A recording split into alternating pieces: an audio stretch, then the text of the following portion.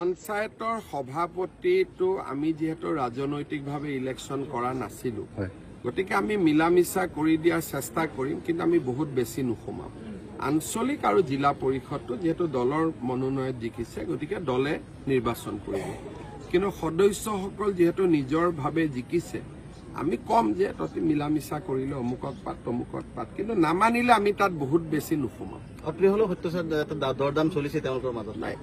জুনে কৰক কিন্তু তেওঁলোকৰ সেই এংগলটোত আমি বৰ বেছি সোমাব খোজা নাই আগতো সোমোৱা নাই এতিয়াও আমি নুসুমা হেতুৰ পৰা আমি নিজক দূৰত ৰাখিম স্যাৰ যেটো পৰিস্থিতি দেখাছে দুৰ্নীতি যেনিবা বেছি হ'ব হেনেকুৱা এটা ইমান সহজ নহব দুৰ্নীতি কৰা কাৰণ প্ৰশাসন টান হৈ আহিছে ধৰক আগতে পিএমৱাই দুৰ্নীতি কৰিছিল ঘৰ দিম বুলি এতিয়া নোৱাৰা হৈ গ'ল গতিকে কথা পাত্ৰাবিলাক বেলেগ বেলেগ হৈ আহি আছে জুনে টকা খৰচ কৰি জিকিছে লাষ্টত সি দুখ আৰু কষ্ট পাব টকাকেইটা ঘূৰাই দিব নোৱাৰিব এইটোৱেই ক'লো নে আমি যে দিনে ৰাতিয়ে কষ্ট কৰি থাকো সেইটোৱে জুনে মই ক'লো নে মোৰ কাৰণে খুব ৰিজাল্ট এটাই মানুহৰ মনত অহংকাৰ আনিব নালাগে সেইকাৰণে আজি ৰিজাল্ট হৈছে লগে লগে কামত নামিয়ে দিছো ৰিজাল্টটো বুলি পাগলি থকা নাই আৰু যে যি হ'ল আৰু অহাটোলৈকে চিন্তা কৰিব লাগে সেইকাৰণে ৰাতিপুৱা ধুবুৰীত গৈছো গোৱালপাৰাত গৈছো 21 তাৰিখে যোৰহাটত যাম 20 তাৰিখে দেৰগাঁৱত যাম মানে জিৰণি লোৱাৰ কথাটো নাহে পঞ্চায়তৰ সভাপতিটো আমি যেহেতু ৰাজনৈতিকভাৱে ইলেকশ্যন কৰা নাছিলো গতিকে আমি মিলামিছা কৰি দিয়াৰ চেষ্টা কৰিম কিন্তু আমি বহুত বেছি নুসুমাম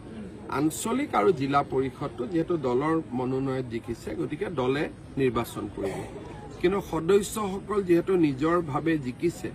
আমি কম যে ততি মিলামিছা কৰিলে অমুকত